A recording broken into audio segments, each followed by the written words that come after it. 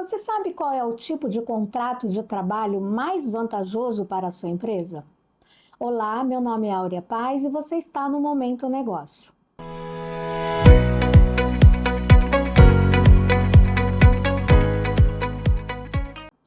Uma das maiores preocupações do empresário é na hora da contratação dos seus funcionários. Como eu contrato de forma correta é a pergunta que ele sempre faz.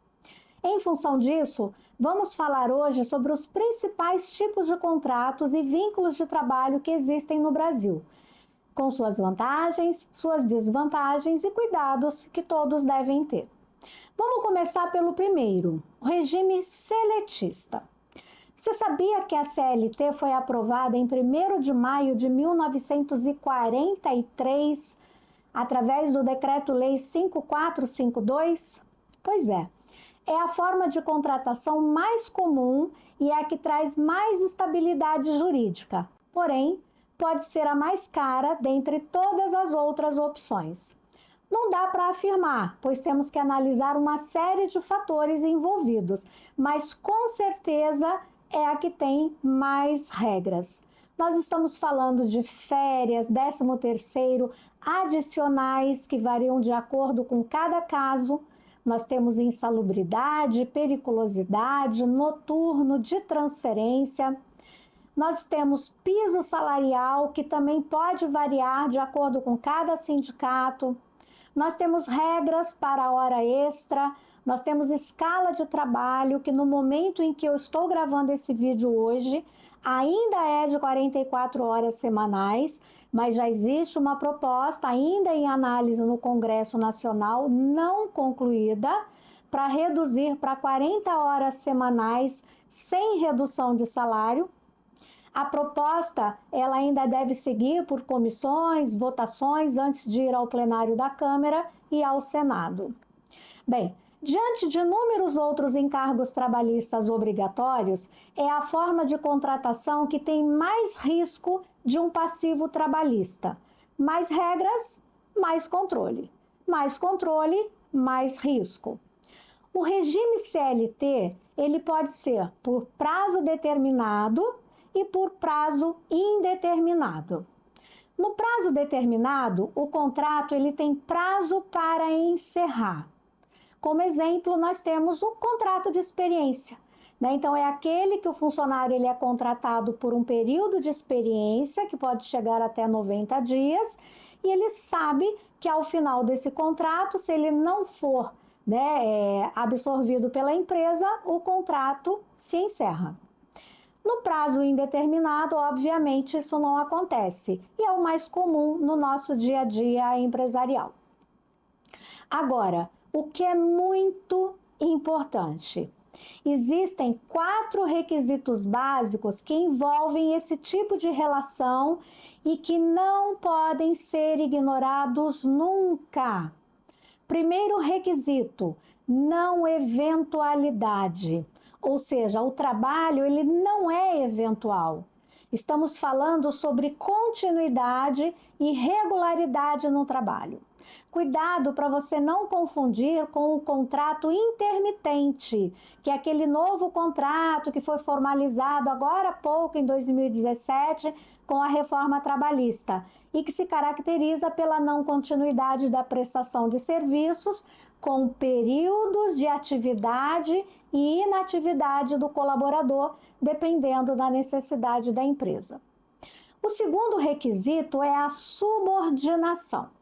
É quando o trabalhador está sob o poder de direção do empregador, ou seja, ele deve seguir ordens, ele deve cumprir horários, ele deve obedecer às regras internas, ele deve realizar as atividades do jeito que o empregador determina, deve aceitar fiscalização e supervisão do seu trabalho.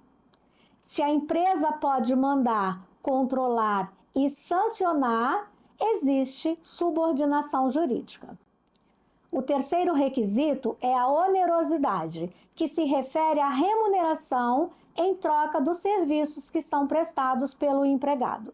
Que fique claro que existe uma reciprocidade. Um trabalha e o outro paga.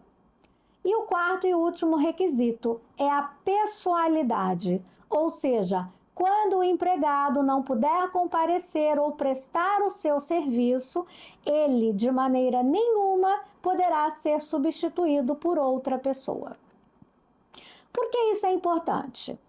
É o envolvimento desses requisitos que diferencia o empregado registrado de um prestador de serviço autônomo que emite recibos, por exemplo, ou de parceiros comerciais, ou de trabalhadores informais sem vínculo, ou de prestadores de serviços autônomos que emitem as suas notas fiscais. Bem, além do seletista, nós podemos encontrar outras formas de contratação. Vamos começar falando agora sobre o contrato de estágio. O contrato de estágio, ele não traz um vínculo empregatício, ele traz um vínculo educacional. O contrato precisa ter 3 assinaturas, da empresa, da escola e do estagiário. E ele não pode ultrapassar 2 anos, salvo se o estagiário tiver alguma deficiência. Não existe valor de remuneração. O estagiário, ele recebe uma bolsa, cujo valor é decidido pela empresa contratante. O estágio exige supervisão constante. Então, muito cuidado na contratação. As regras de carga horária devem ser bem específicas, uma vez que o estagiário estuda. E também varia de acordo com o nível de ensino. É exigido um seguro de acidente obrigatório e o estagiário hoje tem direito a férias. Eu vou deixar lá no blog do meu site um artigo complementando esse assunto. A carga horária do estagiário e o limite de contratação nas empresas. Bom, vamos falar agora sobre o contrato temporário. O contrato temporário, ele deve ser formalizado por uma agência autorizada que cede o seu funcionário para uma empresa que nós chamamos de tomadora. O prazo desse contrato vai até 180 dias, podendo ser prorrogado por mais 90 dias. Ele existe para suprir a falta de profissionais em situações sazonais ou aumento de demanda de trabalho, por exemplo. E sim, ele pode ser utilizado para cumprir a atividade fim da empresa tomadora. Os funcionários têm todos os seus direitos assegurados pelo regime de CLT. A diferença é que eles trabalham para a empresa prestadora e não para a empresa tomadora dos serviços. A terceirização é uma outra forma de contrato. A terceirização significa que uma empresa, também chamada de tomadora, contrata outra empresa, a prestadora, para realizar algumas atividades ou alguns serviços. Com isso, ela terá mais tempo para focar na sua própria atividade econômica, que é a sua atividade principal. Ela também é permitida para suprir uma atividade fim. E muito importante, existe uma responsabilidade subsidiária da empresa contratante, que precisa acompanhar se a prestadora está cumprindo com todas as obrigações trabalhistas. Estamos falando de fundo de garantia, de INSS, de imposto de renda e tudo mais.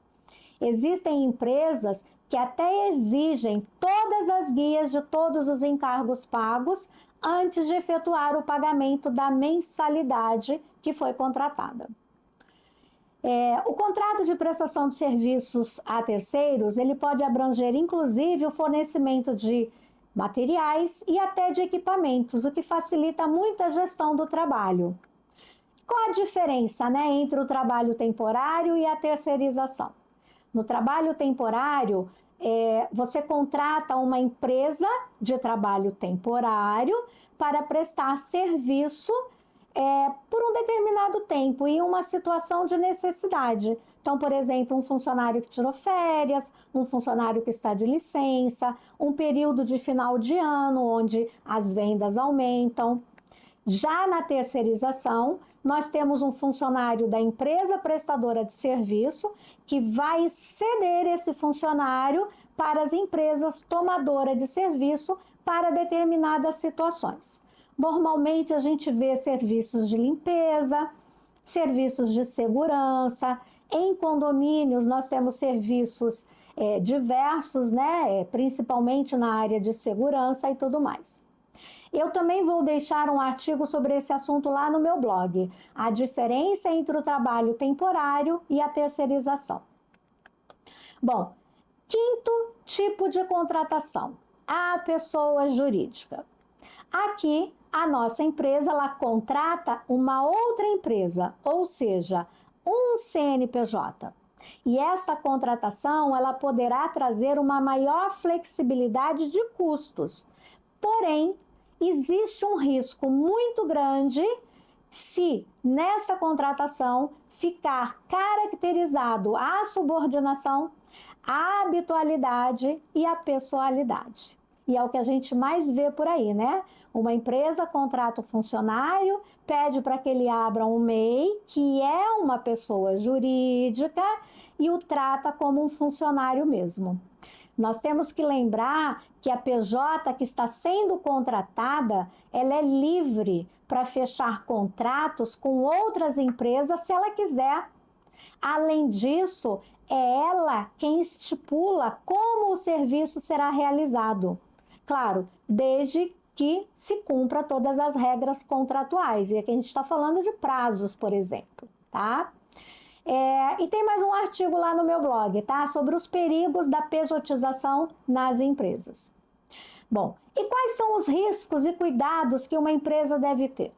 É de suma importância que os contratos sejam bem elaborados e alinhados com a legislação.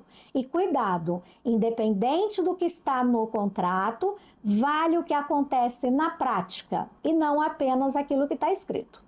Muito cuidado com situações que caracterizam esse vínculo trabalhista que é indevido. Bem, uma empresa ela também pode contratar um autônomo, que é uma pessoa física, caso queira. As regras são as mesmas da contratação pessoa jurídica, ou seja, cuidado com os vínculos seletistas. Esses profissionais, eles são contratados normalmente para pequenos trabalhos, uma pintura, uma limpeza, uma manutenção de uma bomba, de uma máquina, a limpeza de um telhado, por exemplo. Mas eu também posso ter advogados, contadores, profissionais de TI, que são contratados para a prestação de um serviço mensal, mesmo sendo um autônomo, um profissional liberal. Neste caso, a empresa contratante deve se preocupar em reter e recolher o INSS e o imposto de renda retido na fonte sobre os recibos emitidos. Isso passa lá pelo E-Social. Cuidado! Bom, não posso deixar de falar sobre as boas práticas, né, que são exigidas nessas modalidades todas. Tenha sempre uma assessoria contábil e jurídica, de preferência que caminhem juntas. Tá? Constantemente no meu escritório, por vezes, eu orientava as empresas a primeiro consultar um departamento jurídico antes de eu realizar o meu trabalho. Isso porque, em alguns momentos, aquilo que eu fosse fazer ia diretamente ser resolvido depois pelo departamento jurídico. Estamos falando, por exemplo, de uma demissão por justa causa. Escolha um contrato de trabalho de acordo com a sua real necessidade. Mantenha registros de todas as jornadas de trabalhos, de todos os pagamentos, de todos os benefícios. Invista em comunicação clara com os seus colaboradores. Invista em boas condições de trabalho. Siga toda a legislação pertinente. Observe as convenções coletivas de trabalho. Elas trazem informações que vão além daquilo que está na CLT. Não é apenas uma questão legal aqui. Estamos falando de gestão de pessoas e estamos falando de gestão de custos. E aí eu te pergunto, como você contrata seus funcionários aí na sua empresa? Conte aqui nos comentários. E não deixe de ler os artigos que eu deixei lá no meu blog. A carga horária do estagiário, o limite de contratação nas empresas, os perigos da pejotização das empresas e a diferença entre o trabalho temporário e a terceirização, que eu já mencionei para vocês. Eu finalizo por aqui.